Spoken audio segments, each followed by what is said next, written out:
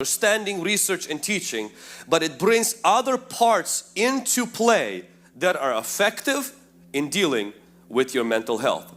I'm going to highlight 3 main points. I have 4 of them, but I won't get to the 4th one because of the time, and I'll probably move it to the next week. Number 1 is there has been an inflation of labeling.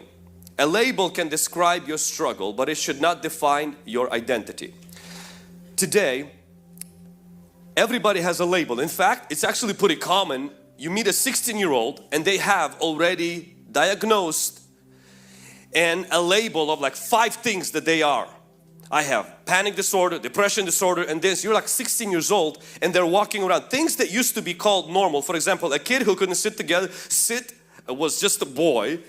He was told to run and do chores and burn energy. Today he is labeled as ADHD.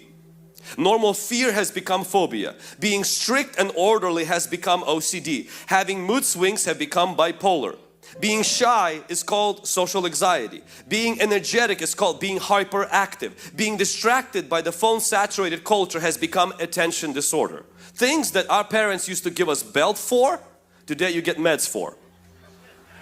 Now, I want to be very careful. We do have mental health workers in our midst who are doing an amazing job. I do not want to make a mockery of somebody's real pain. But I do want to speak into an area where there is diagnosis shopping happening in our culture. Where people who are hurting, genuinely hurting, and some who are noticing that it gets you attention are shopping for a label. There is a danger of being labeled because then you become a victim of that label and you ignore the biblical precedent to sanctify yourself, renew your thoughts, take your thoughts captive, submit yourself to God and resist the devil. And you're walking around and saying, well, I just have this problem. It's medical. It's who I am. You know, Thomas Edison was kicked out of school because he was called by his teacher too slow. He was called by his teacher, he doesn't understand. He's stupid. His mom did not accept that label. His mom didn't sign him up for some kind of a, therapy or medications. His mom pulled away and said, no, that's a bad teacher, not a bad diagnosis, and told her son, my son is smart, my son is going to be taught differently. And he became one of the smartest minds in our generation, in the previous generation.